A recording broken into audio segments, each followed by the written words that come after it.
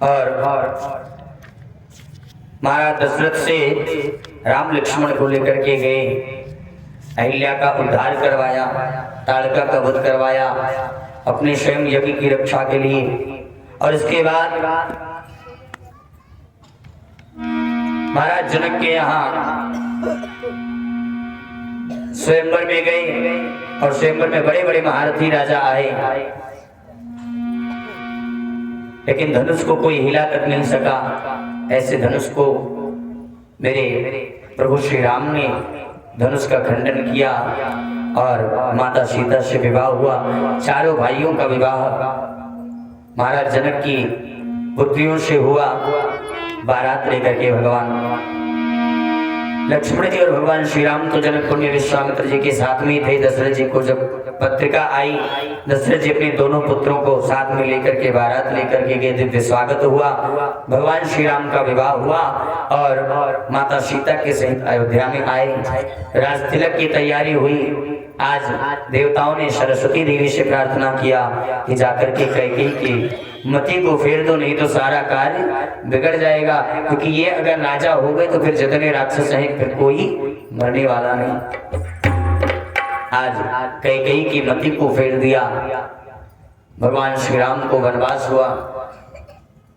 और आपको एक बात बताऊं कि अगर कैकेयी नहीं चाहती तो भगवान श्री राम आदर्श राम नहीं बन सकते थे। आज भगवान श्री राम वन में गए और वन में अनेकानेक प्रकार की भगवान ने लीलाएं की। माता सीता का हरण हुआ, हनुमान जी से भेंट हुई, सुग्रीव जी से मित्रता हुई, समुद्र पर सेतु बांध करके लंका गए, रावण इत्यादि का वध करके, समस्त राक्षसों का वध करके, विभीषण का राज तिलक करके और पुनः अपनी अयोध्या में वापस आ गए। ऐसे संक्षेप में श्रीमद् भागवत कथा में श्री राम कथा से सुखदेव जी महाराज ने सुनाई। और अब बात आई मेरे बाल कृष्ण लाल के जन्मोत्सव की, जिनके जन्म का आज पावन लक्ष्य है। पितामह में समरन जयते मृतताद्यातिरथै स्थिरमिमङ्गलै दुरत्ययं कौरव सैन्य सागरं कृत्वा तरन् वत्सपदं सयदप्लवः। परीक्षित जी महाराज कहते हैं कि मेरे बाबा पांडवों के पास में क्या था गुरुदेव? छोटी सी सेना थी, 5 भाई, और कौरवों की सेना तो गुरुजी एक बहुत बड़ा सागर थी। लेकिन कौरवों की सेना रूपी सागर में बहुत बड़े वीर थे, भीष्म पितामह, द्रोणाचार्य, कृपाचार्य, कर्ण, विकर्ण, दुर्योधन और दुशासन। लेकिन मेरे बाबा पांडवों ने जब कृष्ण के चरण रूपी नौका का आश्रय लिया तो कौरवों की सागर रूपी सेना को ऐसे पार कर लिया जैसे कि किसी गाय के बछड़े ने खुर को गड्ढे को पार कर लिया हो। तो जो मेरे प्रभु मेरे बाबाओं के रक्षक हैं उनकी कथा में संक्षिप्त सुनो, ऐसा नहीं हो सकता। अरे बाबा की बात जाने दीजिए, मैं तो अपनी बात कहता हूं। महाराज द्रोणाचार्य के पुत्र अश्वत्थामा ने मुझे मारने के लिए मुझे गर्भ में नष्ट कर दिया था। मेरी माँ उत्तरा रोती हुई जब कृष्ण के चरणों में गई, शरण में आई, तो गोविंद ने मेरी माँ के गर्भ में प्रवेश करके मेरी प्राणों की रक्षा की। ऐसे ही मेरे कन्हैया का स्वभाव। तो कृष्ण मेरे बाबा के रक्षक हैं, मेरे पिता के रक्षक हैं, मेरे स्वयं के रक्षक हैं। अरे औरों की क्या कहूं भगवान, मेरे पूरे परिवार के रक्षक हैं, प्रभु हैं, प्राणदाता हैं। और इसीलिए तो मेरा नाम परीक्षित है। महाराज परीक्षित का एक और नाम है और वो नाम है विष्णुरात। विष्णुरात के नाम से जाने जाते हैं। इसलिए आप मुझे सब कथा विस्तार से सुनाए, मैं सुनना चाहता हूं। ये सुनकर के मन में आनंद मिला आज। और कहने लगे अच्छा एक और बात, क्या? बोले आपने देवकी के पुत्रों का वर्णन किया और उसमें सातवीं संतान बलराम थी और माता रोहिणी के पुत्र का वर्णन किया, उसमें पहली संतान बलराम थे। ये मैं समझा नहीं, ये दो बलराम थे, एक ही बलराम थे? यदि एक ही बलराम है तो देव क्या गर्भ संबंधा कुतो दोहांतरम बिना। एक ही बलराम है तो बिना दो बार जन्म लिए दो माताओं के पुत्र कैसे हो गए? आप विस्तार से कहिए ना गुरु जी कि कैसे मथुरा में अवतार लिया, कैसे प्रभु ने लीला की, कैसे प्रभु के मंगल में चरित्र हुए। आचार्य सुखदेव जी कहते परीक्षित, मैंने श्रोता तो बहुत देखे पर तुम्हारे जैसा श्रोता नहीं देखा।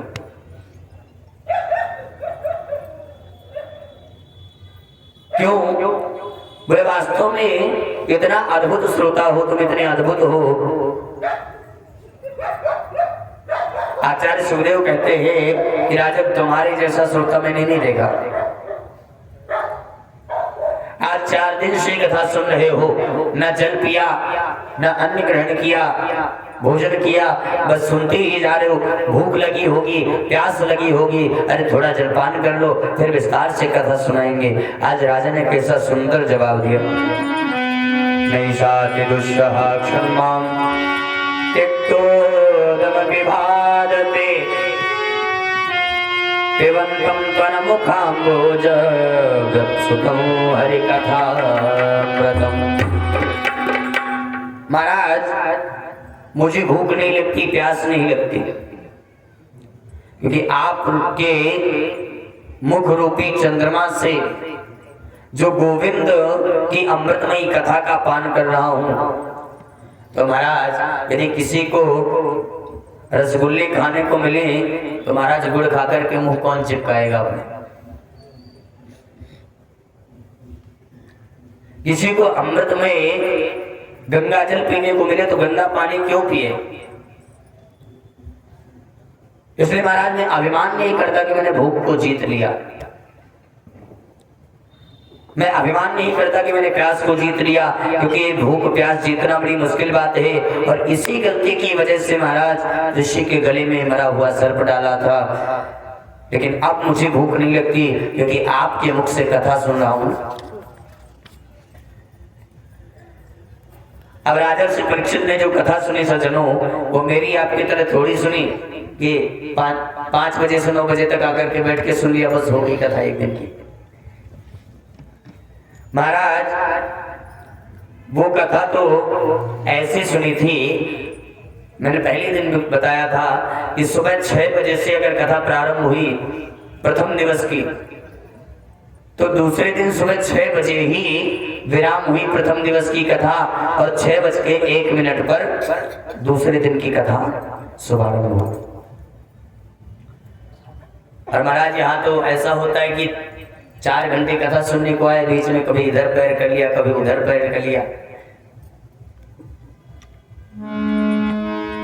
तो महाराज ये कथा तो 7 दिन तक लगातार श्री ना परीक्षित ने आसन बदला, ना सुखदेव जी ने बदला, ऐसा दोनों का चरित्र। इसलिए सुखदेव जी परीक्षित से कहते हैं, सम्यक व्यवसिता बुद्धिस्तवर जर्षि सत्तम वासुदेव कथायाते यज्जाता नैष्ठिकी रति। राजन तुम्हारी नैष्ठिक बुद्धि वसुदेव की कथा में है, कृष्ण की कथा में है, इसमें मुझे आनंद है, इसलिए तुम्हें विस्तार से सुनाऊंगा। तुम राजा नहीं हो, राजर्षि हो। अरे राजर्षि नहीं हो, राजर्षि सत्तम हो तुम। इतना सुंदर विशेषण दिया सुखदेव जी ने, और भगवान का भजन करके अपना कथा प्रारंभ की। हिम्मत वारी जाकी चाल मेरो यशोदा को लाल, जाकी चाल मेरो यशोदा को लाल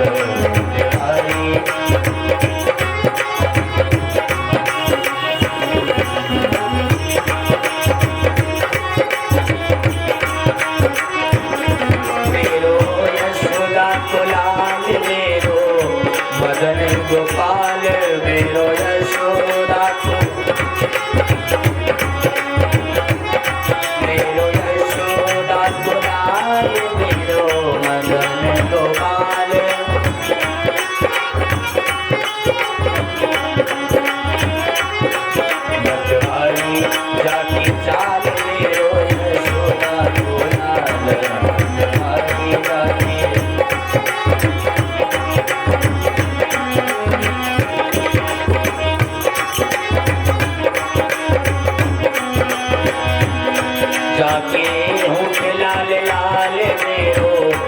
यशोदा को लाल लागे होठ,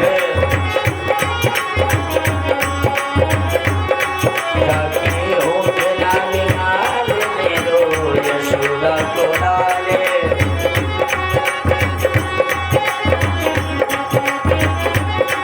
नटवारी लागी चाल मेरो यशोदा को लाल, नटवारी लागी।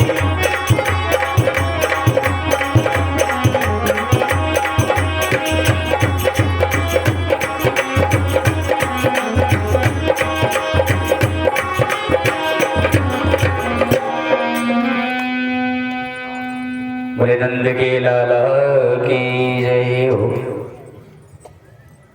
आदरणीय सुखदेव जी महाराज कहते हैं, परीक्षित जब जब पृथ्वी पर पाप ज्यादा बढ़ जाते हैं, दुष्टों का बोलबाला हो जाता है, तब भगवान अवतार लेते हैं।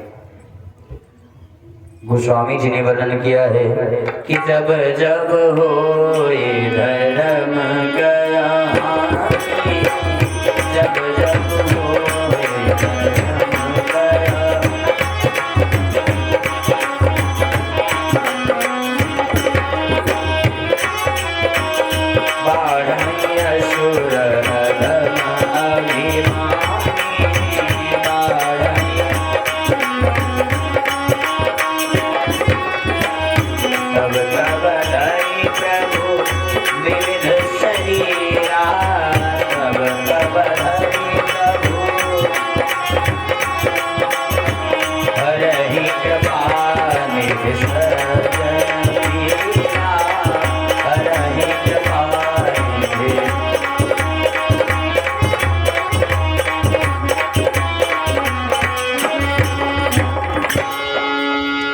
ज्यादा पाप कर्म बढ़ता है, तब तब धरि प्रभु विविध शरीरा राजन, तब तब भगवान विविध प्रकार के रूप धारण करके आते हैं।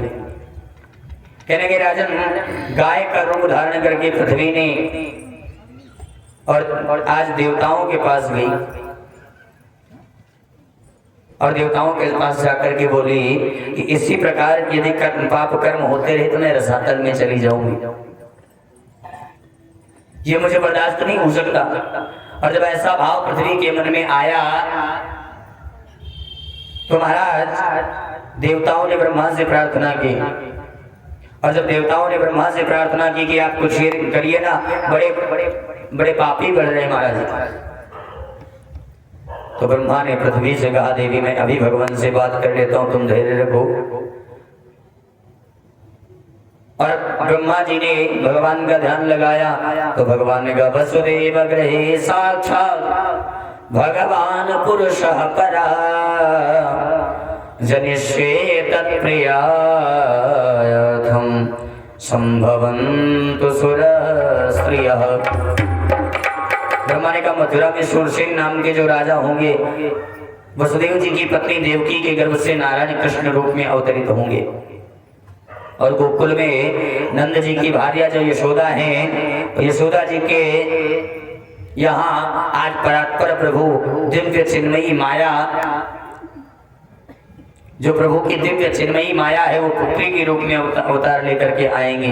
हे माता पृथ्वी, आप सबके कष्ट की निवृत्ति होगी, मुझे ऐसा लगता है, लेकिन हमारा भी कोई कर्तव्य है। देवता बोले क्या? बोले हम लोग भी भगवान के घर जाकर के साथ ही चल करके हम लोग भी भगवान के घर अवतार लेकर के चले। हमारा मथुरा के एक बड़े यशस्वी राजा हैं जिनका नाम है उग्रसेन, और ऐसा वर्णन आता है कि उग्रसेन के कोई पुत्र नहीं था। बड़ी भारी तपस्या की, पुत्र कामेष्टि यज्ञ किया तो उग्रसेन की पत्नी गर्भवती हो गई, और एक बार अपनी सहेलियों के साथ वन में गई विहार करने के लिए, तो महाराज उग्रसेन की पत्नी को एक द्रुमिल नाम के राक्षस ने देखा। तो द्रुमिल नाम के राक्षस की छाया उस पर पड़ी, जिससे उस बालक ने जन्म लिया, और उसी को कहते हैं महाराज, हम कहते हैं कंस। लेकिन ब्राह्मणों ने कहा, राजन ये बालक आपके वंश को नष्ट करने वाला होगा, वंश को बर्बाद करने वाला होगा, इसलिए उग्रसेन जी ने लता पताओं में लपेट करके यमुना जी में बहा दिया। परंतु जो वसुदेव के पिता सूरसेन हैं, यमुना में भजन कर रहे थे, सूरसेन जी ने उस बच्चे को गोद में लिया और घर ले आए।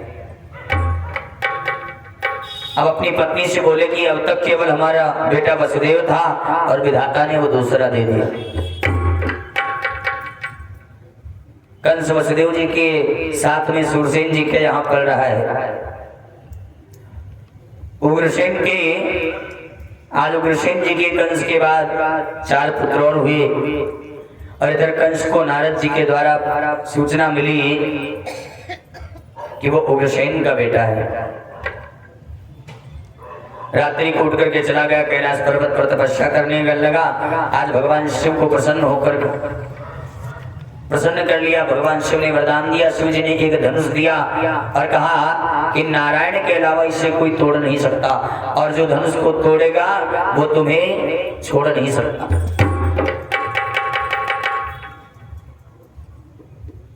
आज अघासुर, बकासुर, व्योमासुर, अरिष्टासुर, केसी, धेनुकासुर बड़े बड़े राक्षसों को कंस ने अपनी सेना में सम्मिलित कर दिया और मथुरा पे आकर के चढ़ाई कर दी, यज्ञ विध्वंस कर दिया। उग्रसेन ने कहा, कंस तुमने ब्राह्मणों के यज्ञ को विध्वंस किया, इन्हें प्रणाम करो, इनसे क्षमा मांगो। आज उग्रसेन जब ये कहने लगे तो कंस ने उग्रसेन को पकड़ करके और कारागार में डाल दिया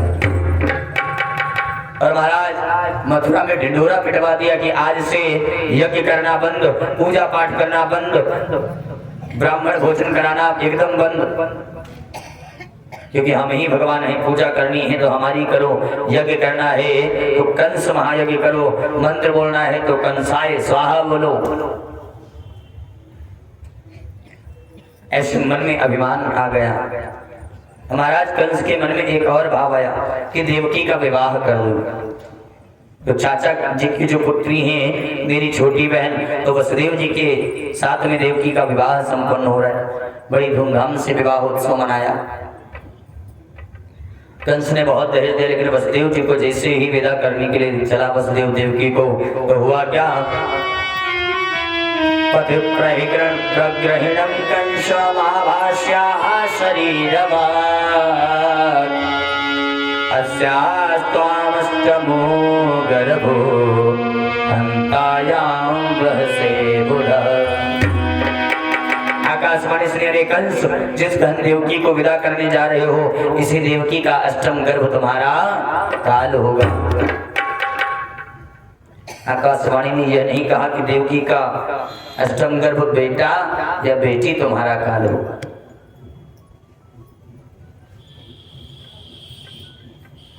इसका अष्टम गर्भ तुम्हारा काल होगा। लेकिन जो नासमझ होते हैं ना, वो देह को ही आत्मा मानने की गलती करते हैं। अपने शरीर की सुरक्षा के लिए अपने प्रियजनों को मारने में संकोच का अनुभव नहीं करते। मेरे काल को जन्म देगी ये देवकी, मेरे काल को जन्म देने वाली देवकी को मैं जीवित नहीं छोड़ूंगा। तो काल फिर पैदा कहां से होगा। कंस ने तुरंत देवकी के केश पकड़कर रथ से नीचे खींच लिया और तलवार से उसे मारने को उद्यत हो गया। लेकिन पति को पति कहलाने का अधिकार तभी है महाराज, जब हर प्रकार से पत्नी की सुरक्षा कर सके। वसुदेव जी ने तुरंत कंस के तलवार वाले हाथ को पकड़ लिया और कितनी सुंदर बात कही, श्लाघनीय गुणः सूरैः भवान को जय संस्कारः सकथं भगिनी मन्या श्रियमुत्वा पर्वणि। राजन, आप जैसे यशस्वी, आप जैसा पराक्रमी यदि नारी को तलवार से मारे तो ये शोभा नहीं देता। एक तो देवकी आपकी बहन है और नारी तो वैसे भी अवध्या होती है और विवाह के समय तो नारी साक्षात लक्ष्मी का स्वरूप होती है। महाराज,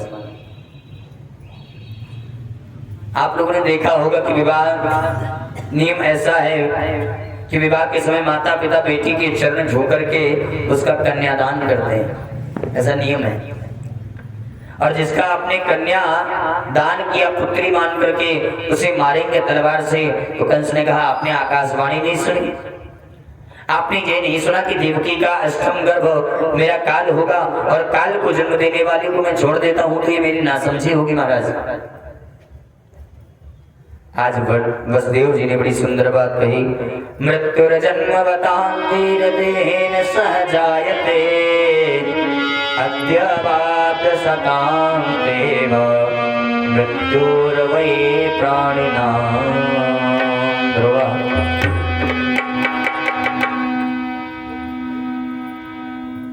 एक बात आपसे बताऊं, दुनिया की हर एक चीज झूठी है। यदि संसार में सत्य कोई चीज है तो वो है मौत, वो है मृत्यु। मृत्यु के अलावा और कोई सच्चाई है ही नहीं महाराज। परमात्मा की सृष्टि का अपरिवर्तनीय सत्य केवल क्या है? मौत। और महाराज ये मौत क्या है? श्री वसुदेव जी महाराज कहते हैं ये मौत है क्या?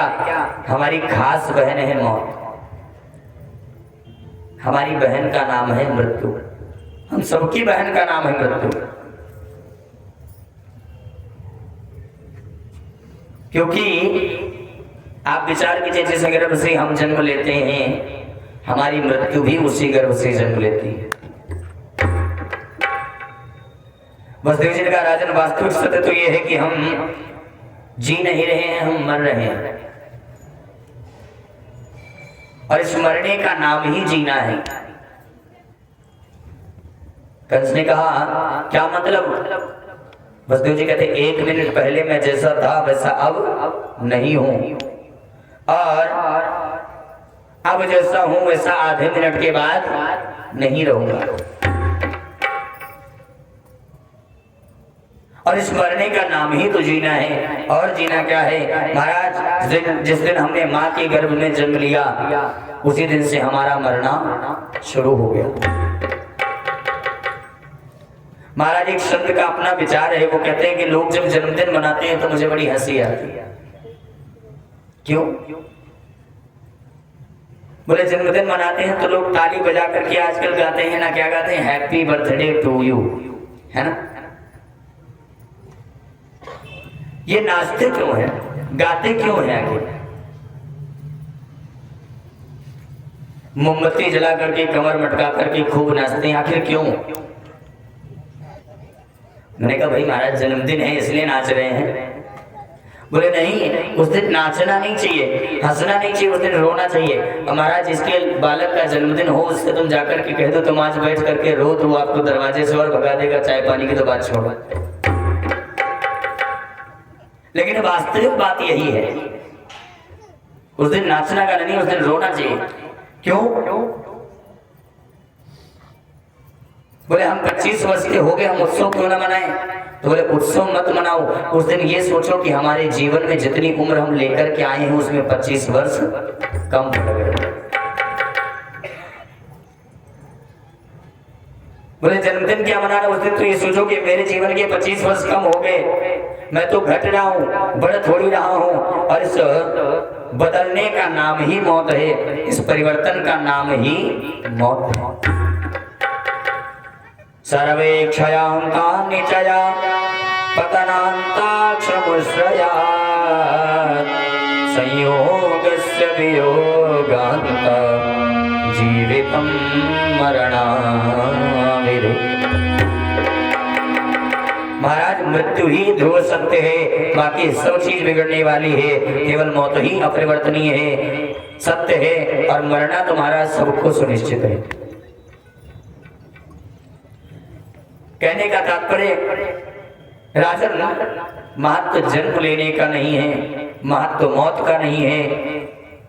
प्रश्न ये है कि जितने दिन हम जीते हैं उतने दिन हम करते क्या है?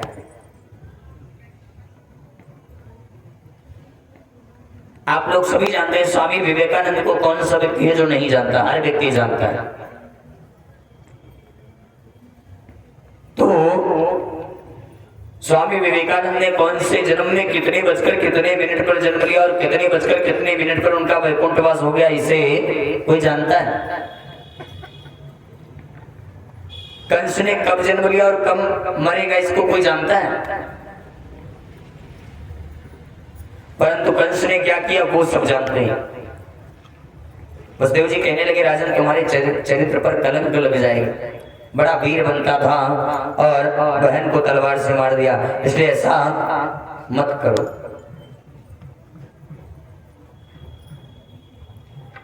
लेकिन महाराज भारत के 90% लोग नहीं जानते कि स्वामी विवेकानंद ने जीवन में किया क्या।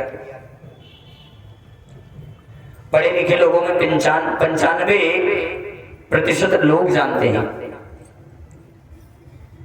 तो कंस ने कहा, सुनिए, वसुदेव जी से कहने लगा, सुनिए ये भाषण मुझे मत सुनाइए आप, ये वेदांत किसी और को देना। मैं तो इतना जानता हूं कि मेरे काल को जन्म देने वाली देवकी और काल को जन्म देने वाली को मैं छोड़ूंगा नहीं। तो काल पैदा होगा कहां से महाराज? वसुदेव ने कहा, सुनो, तुम्हें देवकी से कोई भय है या इसकी संतान से, इसके पुत्रों से भय है?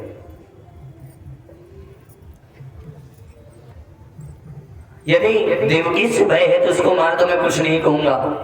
लेकिन अगर इसके पुत्रों से भय है तो जाओ, मैं आपसे प्रतिज्ञा करता हूं कि इसके गर्भ से, देवकी के गर्भ से जितने बालक जन्म लेंगे, जन्म लेते ही मैं तुम्हें समर्पित कर दूंगा। तो मार देना, लेकिन देवकी को छोड़ दो। कंस ने कहा, जब तक आप 8 बालक नहीं हो जाते मेरी भी एक शर्त है। बोले क्या? कंस ने कहा, आपको कारागार में रहना होगा, हथकड़ी बेड़ियां पहननी होंगी। बोले मंजूर है? वसुदेव जी ने कहा, सब मंजूर है। देवकी वसुदेव को जेल में डाल दिया, एकदम सब बदल गया। अब वसुदेव जी की जो बड़ी पत्नी रोहिणी है वो यशोदा की सहेली है, इसलिए वे प्रायः गोकुल में वास करती हैं। वसुदेव जी के यहाँ वसुदेव जी की अन्य पत्नियां हैं, वो अपने ससुर जी के यहाँ महल में सुरक्षित हैं। और पहला पुत्र हुआ कीर्तिमंतम प्रथमजं कंसायानकदुन्दुभे अर्पयामास कृष्णेन सूरतादपि विभुवनः।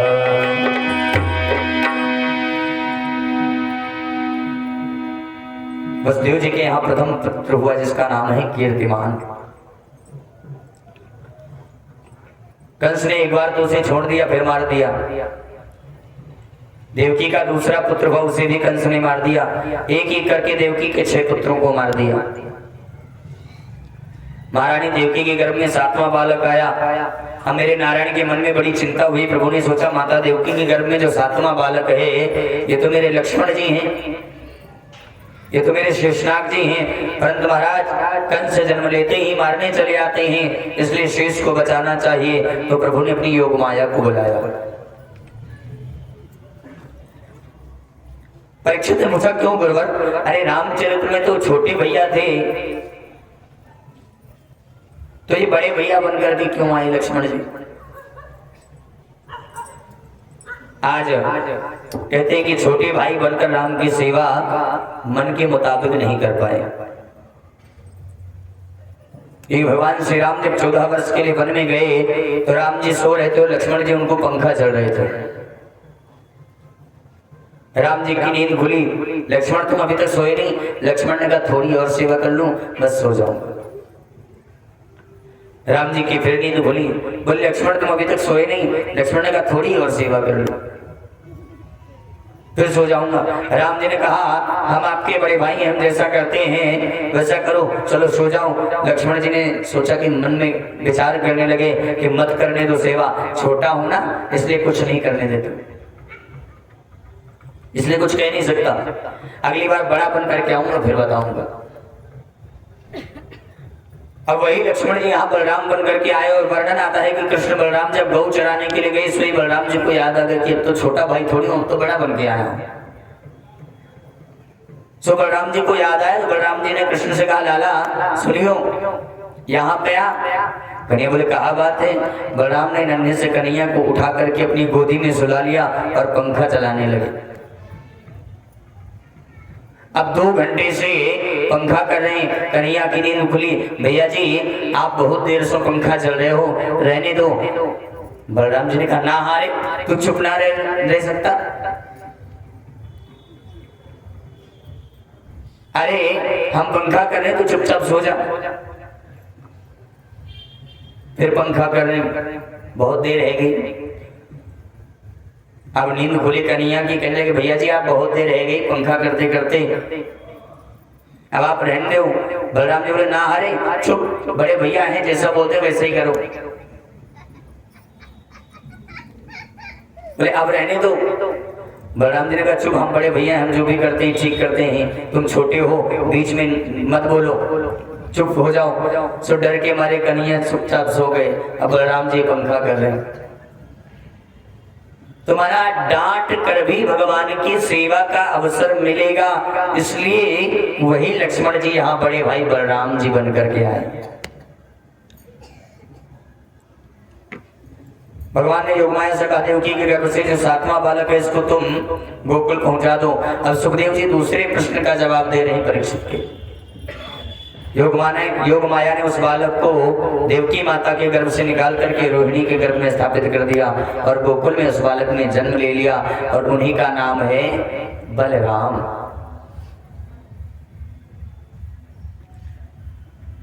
और इसीलिए वो दोनों माताओं का पुत्र हो गया। कंस ने पूछा क्यों 7वां क्या हुआ? सैनिकों ने कहा हमने सुना है 7वां गर्भ में ही नष्ट हो गया। कंस ने कहा अच्छा हुआ मरना नहीं पड़ा, अपने आप ही मर गया। अब 8वां बालक आने वाला है, माता देवकी के गर्भ में 8वां बालक आ रहा है और यही मेरा गोपाल है महाराज। देवताओं को जब पता चला कि भगवान अवतरित होने वाले हैं तो देवताओं ने मेरे गोविंद का मंगल में स्तवन किया। और असल में जिस गर्भ में की सारी दुनिया बुराई करती है तो भगवान जब गर्भ में आते हैं तो गर्भ की भी स्तुति होती है, इसलिए इसका नाम है गर्भ स्तुति। आइए हम सभी गोविंद से प्रार्थना करेंगे कि लाला जल्दी प्रकट होकर के हमको दर्शन देवें।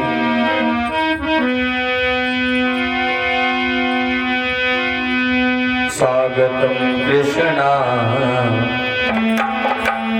सुस्वागतम कृष्णा, स्वागतम कृष्णा सुस्वागतम कृष्णा।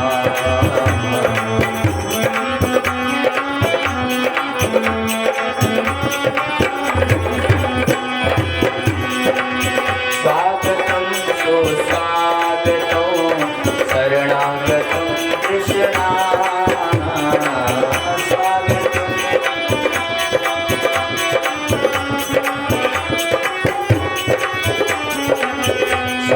सुस्वागतम कृष्णा,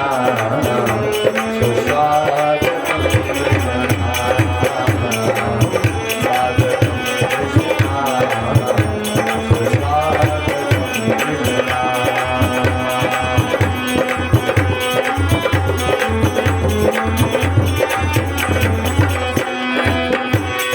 सत्यव्रतम सत्यपरम सत्यम सत्यशयोनिवेदम सत्ये सत्यव्रतम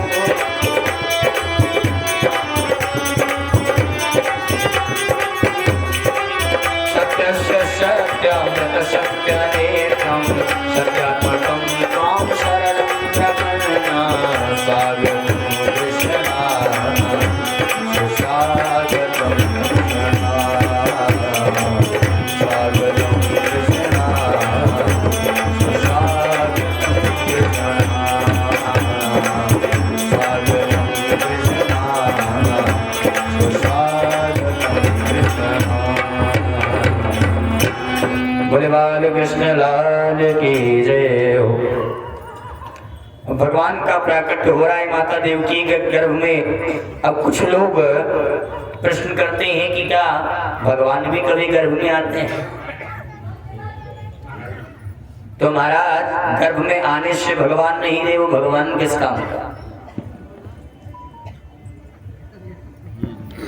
आनंद की बात है, देवताओं ने भगवान की मंगल में स्तुति की, उनके बंधन में परम आनंद है, अपार आनंद है। और इस आनंद की खुशी में देवताओं ने मंगल में स्तवन किया। महाराज एक बात और, देवताओं ने सत्य सत्य कह के परमात्मा को प्रतिपादित किया, क्यों? क्योंकि आपने अवतार से पूर्व प्रभु हमसे कहा था कि हम अवतार लेंगे और आप लोगों के कष्ट का निवारण करेंगे, आप सबका कल्याण करेंगे। और महाराज अगर आपने कहीं कंस को मामा समझ करके उसको छोड़ दिया तो सबका उद्धार कर देगा। इसलिए देवता बार बार सत्य सत्य स्मरण कराते हैं कि भूल नहीं जाएं आप। माता देवकी से भी कहा, माँ डरना नहीं, क्योंकि दिष्टयाम वते कुक्षिगतः परम पुमानं सेन साक्षात् भगवान भवाय च मां वृद्वयं भोजपते मुमुक्षो गुप्ता यदूनां भविता धमात्मज।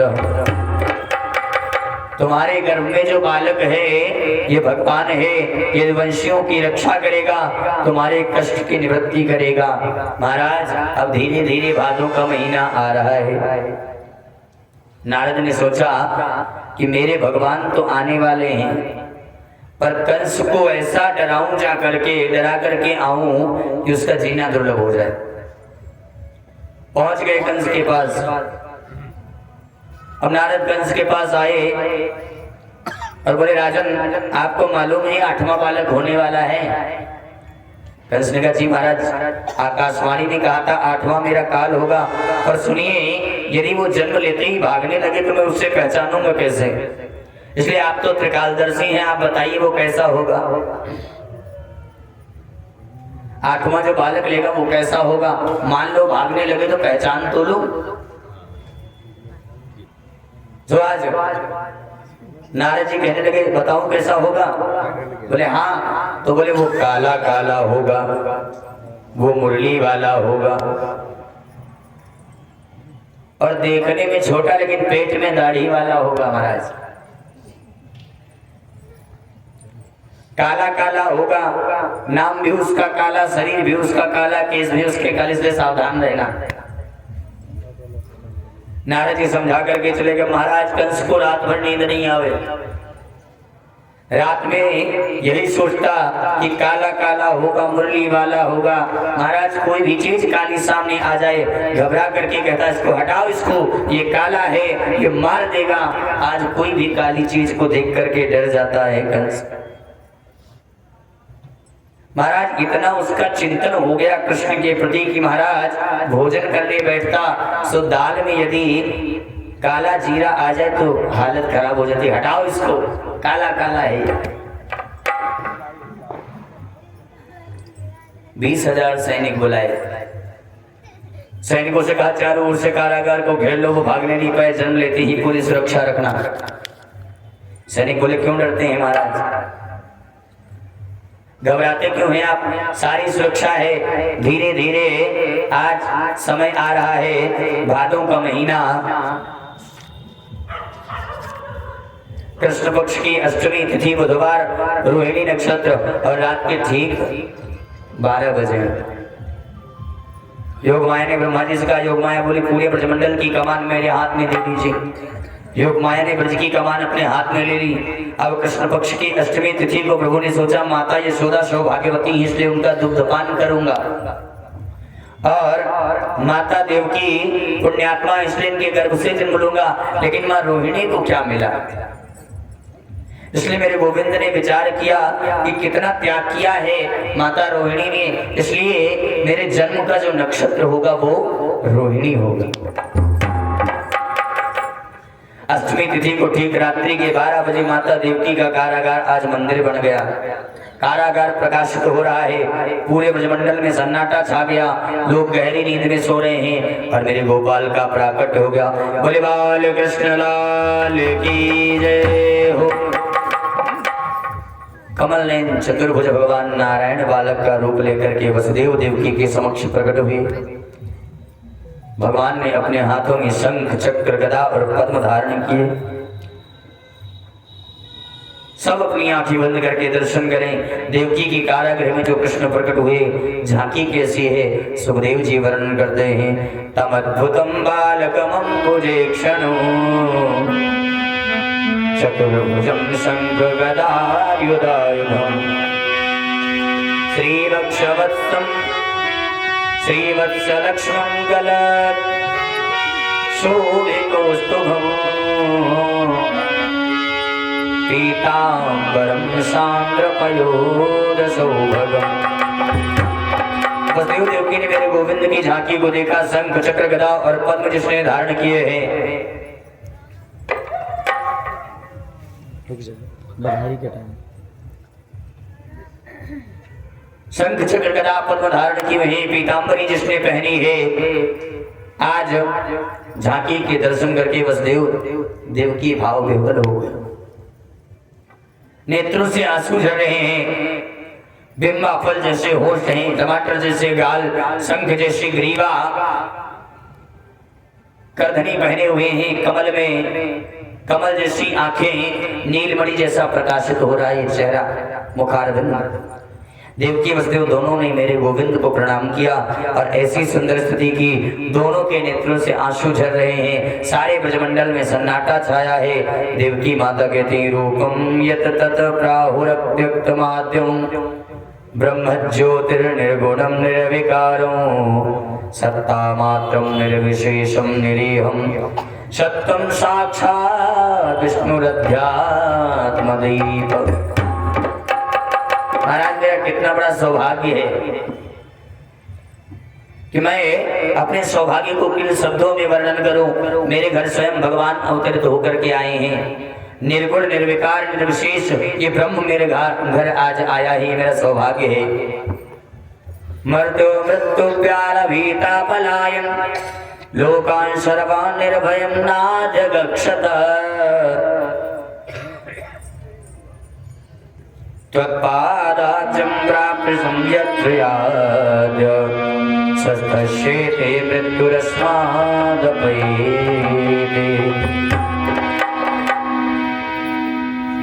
आज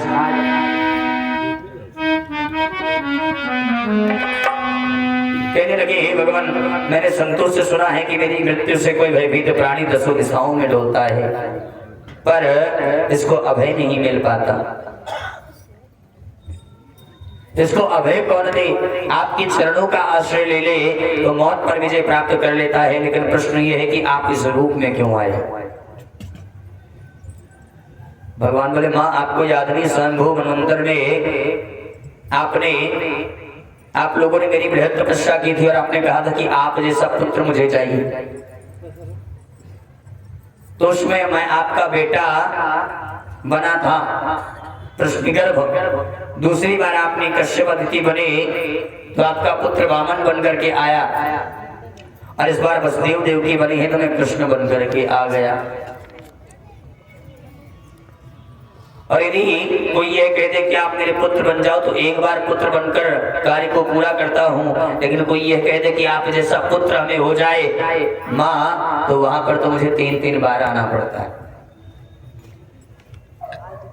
आज माता ने कहा कि वो तो ठीक है, आपको पुत्र बनकर के आना था, आने को कहा था, लेकिन आप तो पिताजी बनकर, वही बात यहाँ पर माता देवकी ने भी कही जो कौशल्या जी ने कही थी कि आप तो यहाँ पर पिताजी बनकर के पधारे हैं महाराज।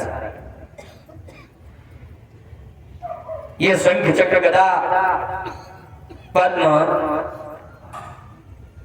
मैं आपको कैसे गोद में लूं, कैसे प्यार करूं? भगवान ने कहा यह सत्य कहता हूं, मामा कंस जन्म लेते ही मारने वाले हैं ना, इसलिए हम सुदर्शन चक्र लेकर के आ गए। सोचा जो काम 11 वर्ष बाद करना है वो आज ही कर दें, इसलिए हम तो सुदर्शन लेकर के आ गए। महाराज यदि आप ये चाहती हैं कि मैं छोटा बालक बन जाऊं तो आपकी रक्षा कंस से नहीं कर सकता, बल्कि आप लोगों को कंस से मेरी रक्षा करनी होगी। वसुदेव जी ने कहा कि मैं कैसे रक्षा करूंगा? भगवान ने कहा आप मुझे गोकुल पहुंचा दो। नंद पत्नी ने इसी समय एक कन्या को जन्म दिया है, हमें ले जाकर वहां सुला दो, कन्या को ले जाकर के कंस को सौंप दो। आज वसुदेव ने हथकड़ी कहा कि प्रभु मुझे तो हथकड़ी बेड़ियां लगी हैं, कैसे कर सकते हैं ये सब? गोविंद बोले इसकी चिंता मत करो, क्योंकि जीव जब मेरा आश्रय लेता है तो सारे बंधन खुल जाते हैं। भगवान छोटे से बालक बन गए, देवकी ने गोद में लिया, बाल अपना स्तनपान कराया। अब जैसे वसुदेव ने कृष्ण को गोद में लेने का प्रयास किया, सोई हथकड़ी बेड़ियां खुल गई। डलिया में सजा करके कृष्ण को उसमें लेटा करके जैसे ही चलने को उद्यत हुए तो पैरों की बेड़ियां खुल गई। मतलब जीव जब कर्म करने का प्रयास करता है तो परमात्मा सहायता करते हैं। वसुदेव देवकी की हथकड़ी पहले नहीं खुली, जब कृष्ण को लेने का, गोदी में लेने का प्रयास किया और चलने का प्रयास किया तब खुली। इसका मतलब क्या है कि हम प्रयास करेंगे तो हमारी सहायता परमात्मा करेगा। मंद मंद जलधारा जगर जुरन सागरम, मंद मंद बारिश हो रही है, एक ताला खुलता जा रहा है। वसुदेव जी कृष्ण को अपने मस्तिष्क पर विराज करके आगे चल रहे हैं। 20,000 सैनिक सो गए। रात्रि का समय, पवन देवता तीव्र गति से चलने लगे, बारिश जोर से हो रही है। वसुदेव जी ने चारों ओर देखा, यहाँ तो पानी बरस रहा है, पानी पानी दिखाई देता है और पानी में कई कई प्रकार के जीव जंतु बोल रहे हैं। अर्धरात्रि का समय है, चंद्रमा अभी निकला नहीं है, ठीक अभी निकला ही है चंद्रमा। आज पानी में कहीं कहीं मेढक बोलता, कहीं झींगुर बोलते, कहीं सांप बोलते हैं, कहीं बड़े बड़े मगरमच्छ दौड़ रहे हैं। वसुदेव ने कहा ये क्या देख रहा हूं मैं? मन में बड़े भयभीत हो गए वसुदेव जी, लेकिन चलना तो होगा ही। अब जैसे जलाशय को पार करने के लिए गए तो बीच में आ गई यमुना जी, क्योंकि गोकुल जाने के लिए यमुना को पार करना होगा और यमुना में अंदर जा रहे हैं तो यमुना का जल ऊपर की ओर उठता जा रहा है। यमुना जी विचार करती हैं कि मेरे पति का प्राकट्य हुआ है, मैं तो इनके चरण स्पर्श करूंगी। आज कृष्ण ने अपने चरणों को नीचे लटका दिया, लेकिन यमुना कहती केवल चरणों को स्पर्श करने से काम नहीं चलेगा, मुझे तो मुखारबिंद ही देखना है। कन्हैया बोले लो कर लो बात। अरे मुखारबिंद तभी दिखेगा जब बाबा पूरे एकदम से डूब जाएंगे तब। और यमुना जी कहीं ऊपर को उठे तो कृष्ण का मुख तो दिखा नहीं, वसुदेव जी की दाढ़ी तक पहले ही दिख गई। मार्ग ददौ सिंधुर श्री पते, वसुदेव जी कृष्ण को लेकर आ रहे हैं, यमुना ने गोविंद को मार्ग दे दिया, घुटनों घुटनों पानी हो गया आज। बोले वसुदेव नंदन भगवान की जय, बाल कृष्ण लाल की जय, नंद के लाला की, कृष्ण कन्हैया लाल की।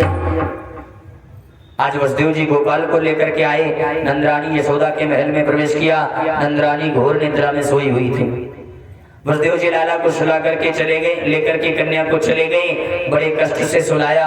नंद बाबा भी सो रहे, सैनिक सो रहे, दास दासियां भी सो रही, कोई जगह नहीं। आज कन्या को लेकर के वसुदेव जी गए और जैसे ही कारागृह में प्रवेश करते जा रहे हैं, एक एक ताला बंद होता जा रहा है और जैसे ही अंदर प्रवेश किया हथकड़ी बेड़ियां लग गई। मतलब क्या है? बोले महात्मा वसुदेव जब कृष्ण प्रभु को लेकर गोकुल गए तो सारे बंधन खुल गए और कन्या रूपी माया को जब लेकर के आए तो सारे बंधन लग गए उसी।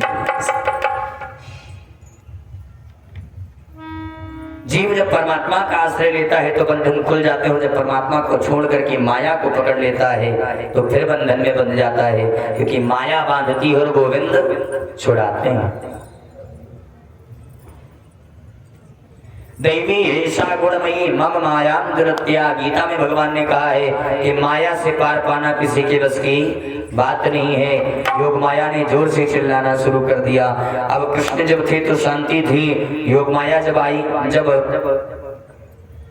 गोविंद जब रहते हैं तो शांति रहती है और माया आती है तो महाराज अशांति बढ़ जाती है। सैनिक सब जगह महाराज कंस के पास दौड़े दौड़े आए, सन्नाटा जो हुआ छाया हुआ था मिट गया। पकड़ो पकड़ो कंस को जाकर के बोले महाराज 8वां हो गया। कंस ने ताले खुलवाए, देवकी 8वीं कहने लगे देवकी ये 8वां बालक हमें दो। देवकी ने कहा भैया मेरे 6 पुत्रों को तुमने मार दिया, 7वां मुझे मिला नहीं। अरे ये तो कन्या ही, इसे तो छोड़ दो। कंस ने कहा बेटी है, लेकिन ये बेटा होना था, ये बेटी कैसे होगी? मैं इतना बड़ा इतना पापी थोड़ी हूं कि कन्या को मारूंगा। नहीं, मैं इसे नहीं मार सकता। लेकिन कंस के सैनिकों ने कहा महाराज, ये 8वीं बार पुत्री इसलिए आई है क्योंकि देवता जानते हैं कि आप कितने कृपालु हैं।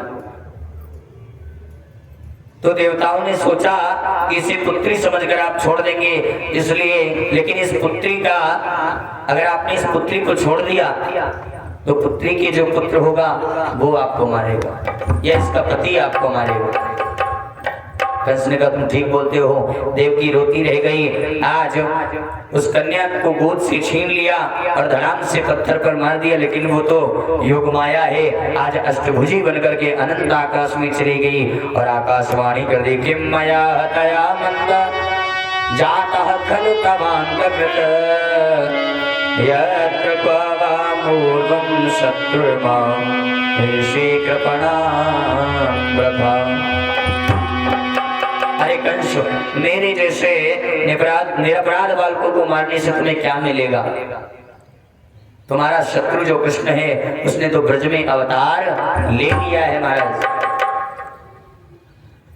कंस ने कहा, हे माता ये बताओ ये कौन से गांव में जन्म लिया है? योगमाया ने कहा नाम नहीं बताऊंगी, लेकिन अवतार ले लिया है ब्रज में। कंस ने वसुदेव देवकी को प्रणाम करके एक बार उन्हें छोड़ दिया। आपातकालीन सभा बुलवाई, कृष्ण को मारने का प्रयास। अब ये तो हो गई महाराज मथुरा की बात। अब चलिए गोकुल में चलते हैं। बोले नंद के लाला की। जो नंद बाबा हैं वो ब्रज के राजा हैं और नंद बाबा के घर लाला भयो नाई। अब नंद बाबा 75 वर्ष के है गए, लेकिन लाला भयो नाई। तो एक दिन सांडिल्य मुनि से बोले महाराज, अरे 75 को तो है गए हो, लाला तो भयो नाई। ब्राह्मण देवता बोले चकाचक उठवाए तो सोई लाला है जाएंगे। बाबा ने कहे हमने नाई कब करी महाराज, आप अनुष्ठान तो करो। मैं तो राजी हूँ। ब्राह्मण देवता ने अनुष्ठान कियो। अब सबको ऐसो लगवे लग्यो कि घर में लाला होएगो। शिवरात्रि में वसुदेव जी कब अदला बदली कर गए का हुक्म पतो नहीं चली। अब नंद बाबा की 2 बहनें हैं महाराज। बड़ी का नाम है नंदा और छोटी का नाम है सुनंदा। अब नंदा और सुनंदा को ये पतो चली कि नंदरानी के लाला होएगो। तो 6 महीना पहले ही वो भी गोकुल में आएंगे। क्योंकि महाराज ये जो ननद होती है ना, ये ऐसा मौका देखती रहती है कि कब भाभी के यहाँ कुछ होवे और हम भाभी की सेवा करें, क्योंकि सेवा से ही मेवा मिलती है महाराज। अब ये तो सब हंसी खुशी की बात हो गई, ननद भाभी की विनोद की बात। नंद बाबा की 2 बहनें बहुत बड़े घर में हैं, लेकिन जब पतो चले कि नंदरानी के लाला होएगा तो 6 महीना पहले ही आ गई। अब नंदरानी की सेवा करें, क्यों? क्योंकि नंदरानी के गले में एक हार है, नवलखा हार। अब दोनों बहनों ने सोची कि बड़ी भाभी बड़ी कृपालु हैं, यदि लाला भयो तो ये हार हमें ही तो मिलेगो और को नहीं मिलेगो। अब नौमी को प्रातः 8 बजे उठ करके सुनंदा ने मन में विचार किया कि रोज तो भाभी जल्दी जग जायो करें, आज क्यों ना जगी। सुनंदा दौड़ी दौड़ी गई और देखो कि नंदरानी शयन कर रही हैं और बगल में लेटो है लाला। अब बेचारी सुनंदा ने तो पहले तो 21 बार हरि शरणम को जाप कियो कि हे विधाता तूने अच्छी सुनी, पर नंदरानी के बगल में सोए हुए लाला है। अब झीनी सी चादरिया को जो कि ओढ़ करके सोए हुए है लाला, सुनंदा ने नेक चादरिया हटा करके लाला को देखो, मुख देखो, फिर ढक दियो। क्यों? कहने लगी हे भगवान कहीं ये लाली ना हो, क्योंकि लाली होने में और तो कोई तकलीफ नहीं है महाराज, लेकिन वो नौलखा हार तो लाला होने से ही मिलेगा। फिर चादरिया हटाई, फिर मुंह पर डाली। अब बड़ा साहस करके जैसे ही पूरी चादरिया हटा करके देखी तो लाला दिख गए। बोले नंद के लाला की। सुनंदा इतनी प्रसन्न भई और बाहर आकर के थाली बजाने लगी। दौड़ी दौड़ी नंद बाबा के पास गौशाला पे गई। गौशाला पे आए कि नंद जी की बहन ने देखो कि नंद बाबा भजन कर रहे हैं। और आपको पता है नंद बाबा माला पे कौन से मंत्र को जाप कर रहे हैं? नंद बाबा माला पे जाप कर रहे हैं कि अब ही तो भयो न जाने कब होएगो, अब ही तो भयो न जाने कब होएगो, और मैं तो 75 को है गए। इतने में सुनंदा दौड़ी दौड़ी पहुंची। भैया बधाई हो, बधाई हो। नंद बाबा ने पूछा भगवान का है कि बधाई हो, का बात की बधाई, बता तो सही। सुनंदा बोले पहले मोए बताओ, मोए का दोगे? बाबा ने तू जो कहेगी वही दूंगा, बता तो सही। सुनंदा जी बोली भैया जी आपने जो तपस्या करी, आपने जो ब्राह्मण जीवाए यज्ञ किए, उन सबको फल आपके घर आज न 900 लाला भयो है। अब महाराज जैसे सुने कि आपके घर 900 लाला अवतरित भयो है, सो महाराज नंद बाबा जैसे लाला के जन्म के प्रसंग को सुनो तो 75 वर्ष के बाबा आज 16 वर्ष के हो गए। बाबा ने जाए कि यमुना जी में स्नान करी, 108 डुबकी लगाई, पीताम्बरी पहनी, पीली बगलबंदी पहनी, पीलो पटका डालो, सिर पर पगड़ी बांधी पीली, माथे पर चंदन लगायो और आंखन पे काजल लगायो। क्योंकि ब्रजवासी होते ना दो चीज के बहुत शौकीन होते हैं, एक तो चंदन, दूसरा काजल। आंखन में काजल लगायो और मूछन पे ताव देकर के बोले लियो रे छोरा दर्पण। ब्रजवासी ने जैसे दर्पण दियो, बाबा फिर बोले अरे कैसे लगूं मैं? सारे ब्रजवासी बोले बाबा तुम तो एकदम दूल्हा से लग रहे हो। बोले भैया लाला भयो है, आज तो हमको सजनो ही पड़ेगो। नंद बाबा दौड़े दौड़े अपने समस्त भैयन के पास गए, अजी लाला भयो है। सब बड़े प्रसन्न हुए। सांडिल्य मुनि 108 ब्राह्मणों को लेकर आए। प्रभाचयित्वासस्तयनं जातकर्मात्मजस्य वै कारयामास विधिवत पितृदेवार्चनं तथा। बाबा ने आए करके ब्रह्मा से सतीवाचन करायो, जातक कर्म संस्कार करायो, ब्राह्मणन पे ने जाए करके लाला को आशीर्वाद दे दियो। अब जितनी गोपी हैं उनको जब पतो चले तो नंदरानी के लाला भयो है, तो सभी सज धज करके आ रही। गोप्या सुमृष्ट मणि कुंडल निष्क कंठास चित्रांबर पति शिखाच्युतमाल्य वर्ष नंदालयं सबलया ब्रजतिर्विरेजुर व्यालोल कुंडल पयो धरहार शोभा। महाराज जितनी ब्रज की गोपी हैं सबने श्रृंगार किया, जितनी ब्रज की गोपियां हैं सबने 84 गज के लहंगा पहने, सुंदर सी बढ़िया ओढ़ी और 16 प्रकार के श्रृंगार सबने कियो। अब महाराज एक 95 वर्ष की मैया नंदरानी के लाला भयो है, मैं भी सजूंगी कहने लगी। अब 95 वर्ष की मैया जाकर के मैया ने 80 वर्ष पहले जो शादी का जोड़ा था वो निकाला और उसको पहनने लगी। अब 95 वर्ष की मैया को दिखता भी कम है। 16 श्रृंगार किए लेकिन श्रृंगार में थोड़ा गड़बड़ी हो गई। होठ पे लगाने वाली चीज आंखन में लगा ली और आंखन में लगाने वाली चीज होठ पे लगाई ली। अब महाराज कहने लगी अब नहीं सजेंगी तो कब सजेंगी? लाला भयो है नंदरानी की युवती हैं, वो भी सजनी, वृद्ध हैं वो भी सजनी। दौड़ी दौड़ी नंद जी के महल में गई सज धज करके। जितनी ब्रजवासी हैं सबने पीताम्बरी पहनी, बगलबंदी पहनी, सिर पर पगड़ी बांधी, घोटू तक काजल लगायो, सबने माथे पर चंदन लगायो और सज धज करके लाठियां लेकर के नंद जी के द्वार पर पहुंच गए। गोपियां यशोदा के द्वार पर आई और आए करके बड़ी जोर से बोली अरे मैया बधाई हो, बधाई हो, बधाई हो। हम इसको बजाएंगे, बताएंगे आप लोग पगड़ी इत्यादि लगा दो, तिलक करके दक्षिणा दे दो।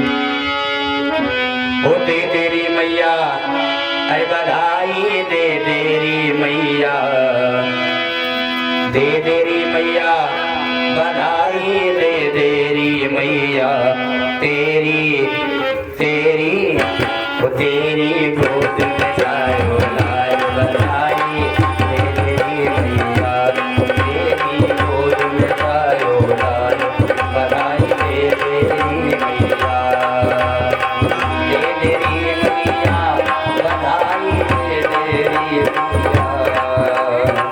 दे तेरी मैया, बधाई दे तेरी मैया, तेरी वो तेरी तेरी गोद में जायो लाल, बधाई दे तेरी मैया, तेरी गोद में जायो लाल।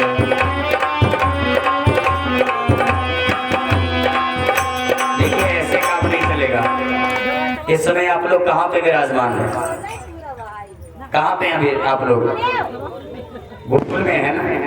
अरे तो फिर ये बक्सीपुरा जैसे क्यों बैठो? गोकुल जैसे उत्साह मनाओ ना, भाव से नाचते हुए झूमते हुए। सभी लोग खड़े हो जाओ अपने अपने स्थान पर। सभी लोग देखिए, आज लाला को जन्म भयो तो आज तो झूमनो ही पड़ेगा, आज तो नाचनो ही पड़ेगा।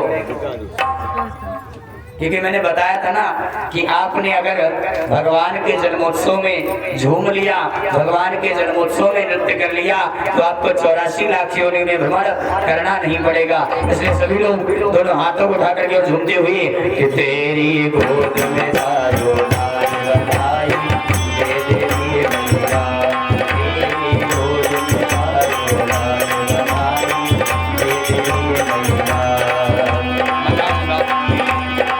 दे तेरी मैया, बधाई दे तेरी मैया, दे तेरी मैया, बधाई दे तेरी मैया, तेरी तेरी वो तेरी गोद में जायो लाल, बधाई दे तेरी मैया।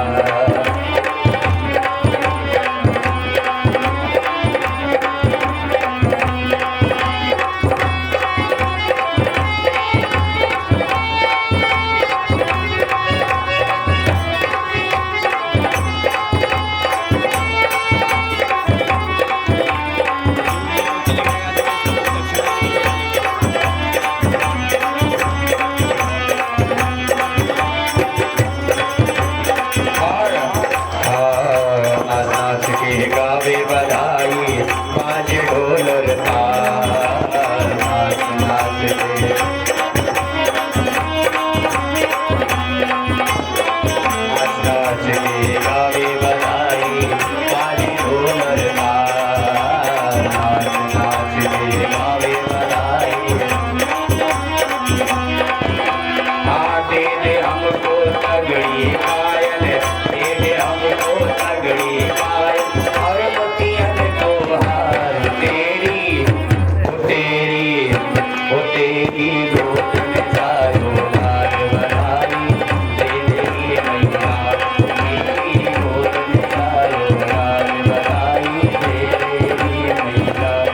सभी लोग दोनों हाथों को उठा करके, सभी लोग दोनों हाथों उठा करके तालियों की सेवा करते हुए, हाँ दे तेरी मैया, बधाई दे तेरी मैया, हाँ दे तेरी मैया, बधाई दे तेरी मैया, तेरी तेरी गोद में जायो लाल, बधाई दे तेरी मैया।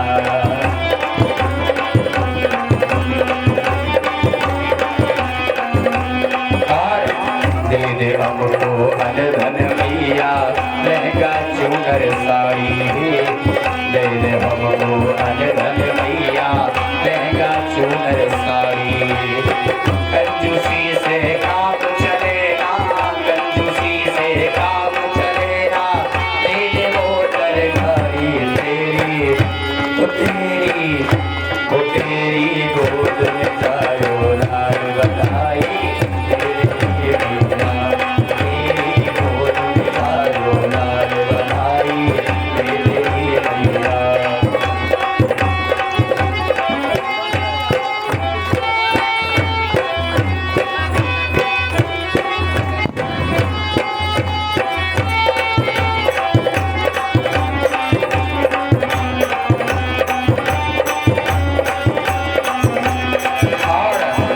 दे हमको मेवा मिठाई गज बाबा हरसाए दे दे हमको मेवा मिठाई गज बाबा हरसाए बरनाओ संग खेलन कूदन बरनाओ संग खेलन कूदन छोटे भैया आए तेरी ओ तेरी ओ तेरी जायो लाल बधाई तेरे लिए भैया तेरी गोद में जायो लाल बधाई तेरे लिए भैया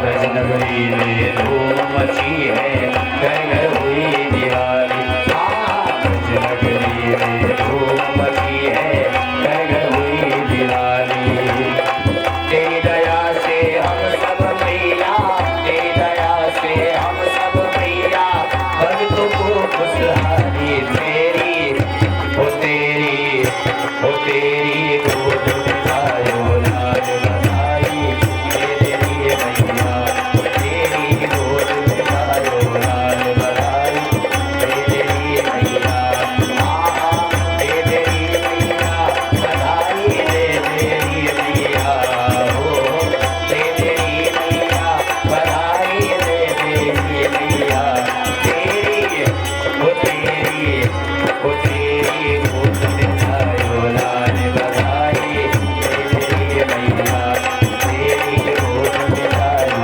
लाल बधाई तेरे लिए भैया नंद के लाला की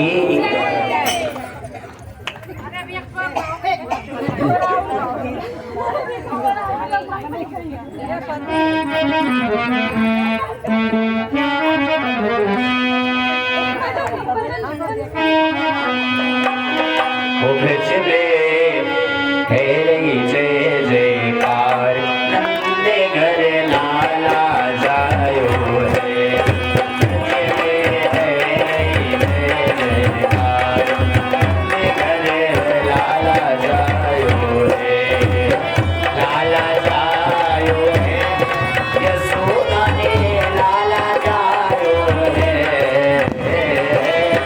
लाला जायो है नंद घर लाला जायो है ब्रज में है जयकार नंद घर लाला जायो है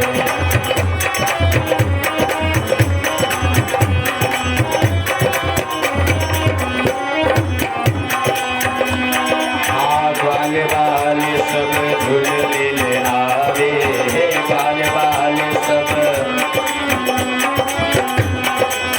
झूठ के झूठ नंद घर आवे झूठ के झूठ ब्रह्मानंद समान आज सुख सबने पायो है ब्रह्मानंद समान आज सुख सबने पायो है ब्रज में है जय जयकार नंद घर लाला जायो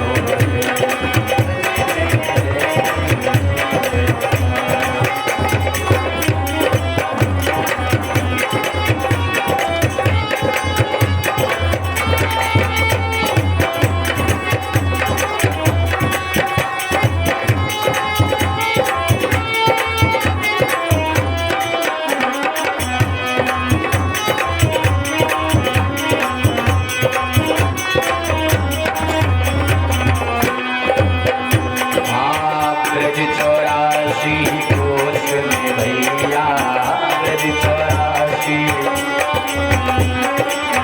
सब ही कहे धन्य यशोदा मैया सब ही कहे धन्य 80 साल की आयु में 80 साल की आयु में सुख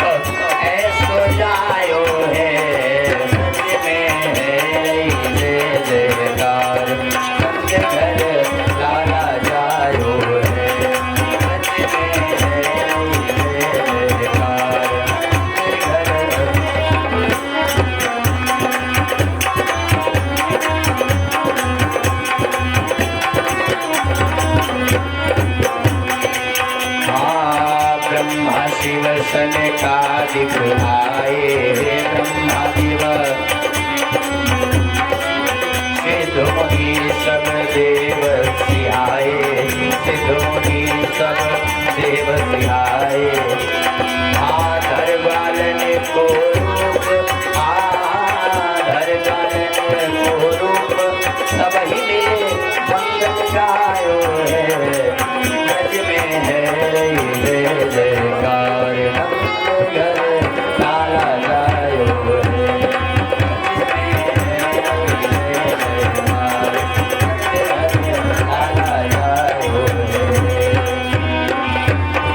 यशोदा भाग्य बढ़ाई, नंद यशोदा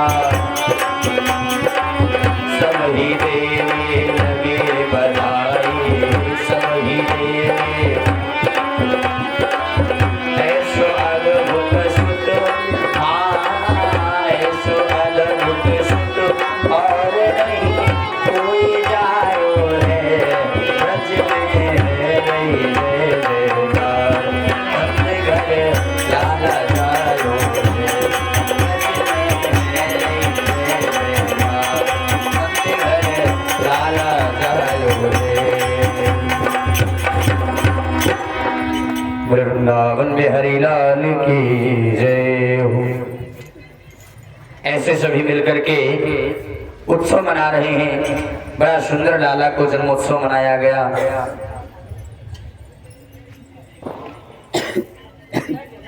आइए अपनी वाणी को विराम देते हुए भगवान की मंगलमयी आरती और अग्रिम कथा कल आप सभी लोग श्रवण करेंगे। भगवान की मंगलमयी गोवर्धन लीला, भगवान की बाल लीला एवं गोवर्धन लीला का श्रवण करेंगे सभी। आइए भगवान की मंगलमयी आरती। श्री कृष्ण गोविंद हरे मुरारे, हे नाथ नारायण वासुदेव। हरे मुरारे, हे नाथ नारायण वासुदेव।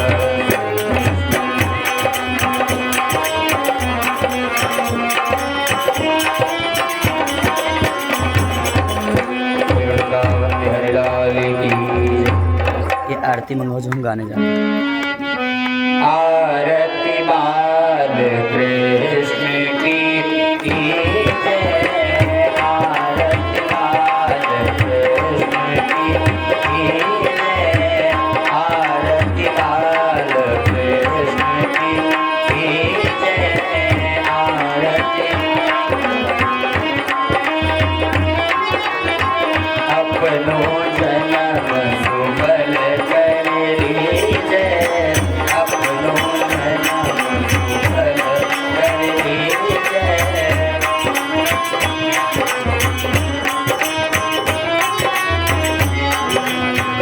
श्री यशोदा को परम दुलारो, श्री यशोदा को बाबा की अखियन उतारो, बाबा की अखियन गोपिन की प्राणन सो प्यारो, गोपिन की इन पर प्राण निछावर की जय, आरती बाल कृष्ण की जय।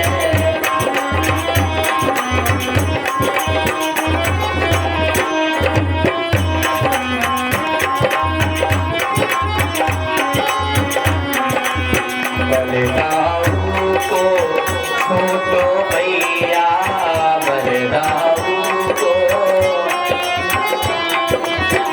बलवा कही कही बोलत मैया, बलवा परम मुदित मन लेत बलैया, परम मुदित मन आया छवि नैनन में भरी जय, आरती बाल कृष्ण की जय।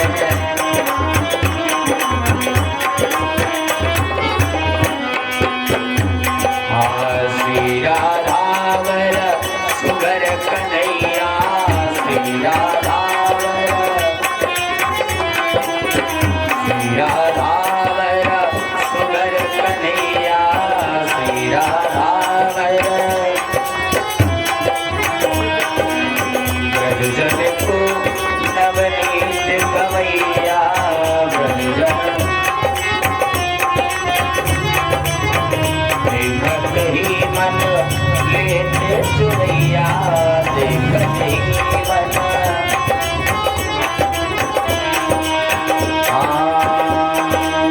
अपनो सर्वस्व इनको आरत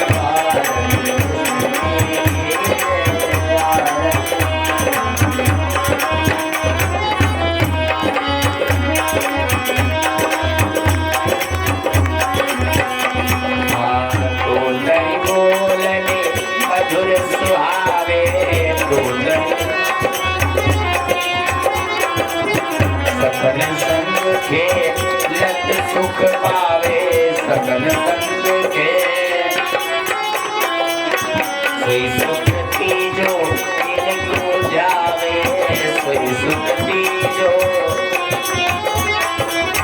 अब इनको अपनों कर लीजिए आरती भारत अपनों कर लीजिए आरती भारत अपनों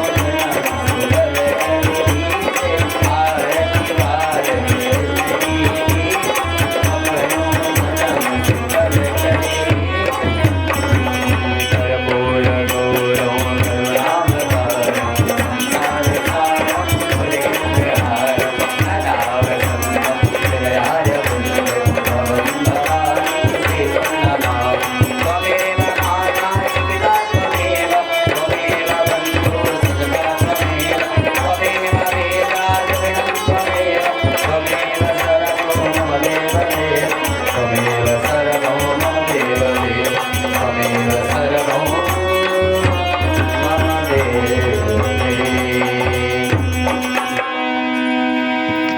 स्थान पर भूल जाए यानि गानि च पापानि जन्मान्तर्गतानि च तानि सर्वाणि नश्यन्तो निष्णायां पदे पदे। जल से आचमन करवा लीजिए। शीतले तुम जगत माता शीतले तुम जगत पिता शीतले तुम जगत धात्री शीतलायै नमो नमः। भगवान को आरती दिखा दें। शंख मध्ये स्थितं तोयं द्रावितं केशवोपरि अग्निलग्नं मनुष्याणां सर्वं पापं विपोहति सर्वं कष्टं विपोहति सर्वं दुःखं विपोहति। आरती को प्रणाम कर लें।